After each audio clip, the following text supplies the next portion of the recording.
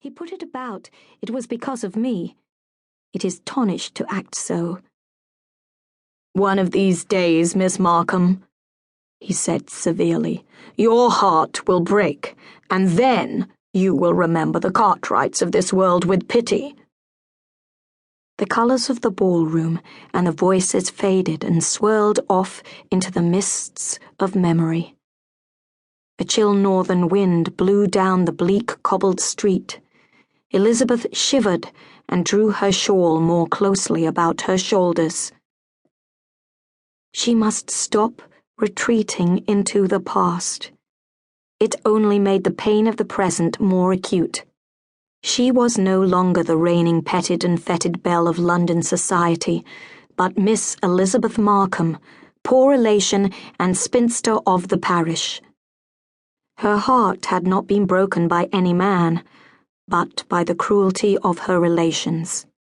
On the day after that last ball, her parents had been killed. Her father had been driving her mother in his racing curricle. He had never been a good driver or a good judge of horseflesh, and his mettlesome team had bolted. The carriage had shivered to pieces. Her mother had broken her neck, and her father had been dragged along the ground in his desperate efforts to stop his team. He had lived only a few hours after his wife. The jewels and the clothes, the house in the country and the house in London all went under the hammer to pay the spendthrift Markham couple's debts. The only relative prepared to give a home to Elizabeth was her uncle, Julius, her father's brother, a dissenting minister who lived in the town of Bramley, Yorkshire.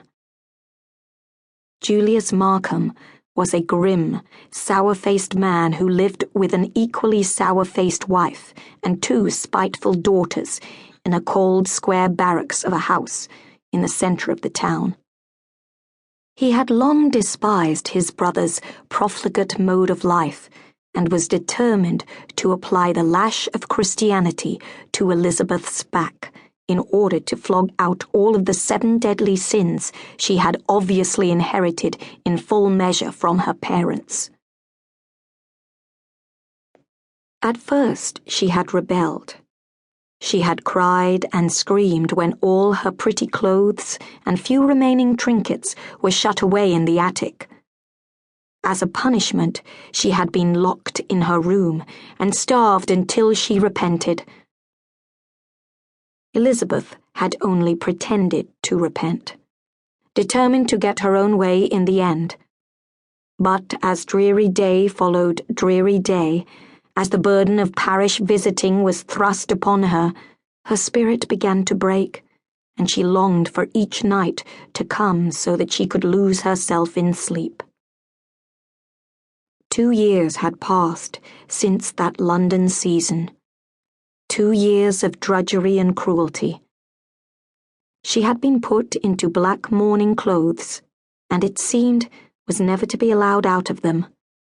Her once fashionably cut hair was now long and severely braided on top of her head, her white gold locks hidden under a depressing bonnet shaped like a coal scuttle.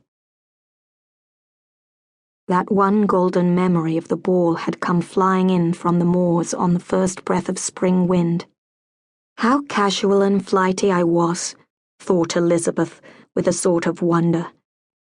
If only I could have foreseen the future, then I would have married the first man who asked me. During that season, she had pitied the girls who had to marry before the end of it in order to justify the horrendous expense. Although Elizabeth accepted that all women were expected to marry as early as possible, she had somehow dreamt that things in her case would be different, that she would be able to pick and choose.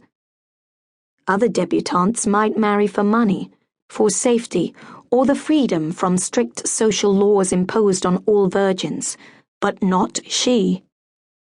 She hesitated on the doorstep of No. 7 Glebe Street, reluctant to enter. Mrs. Battersby lived at No. 7, along with her drunken husband and her 6 children. A year ago,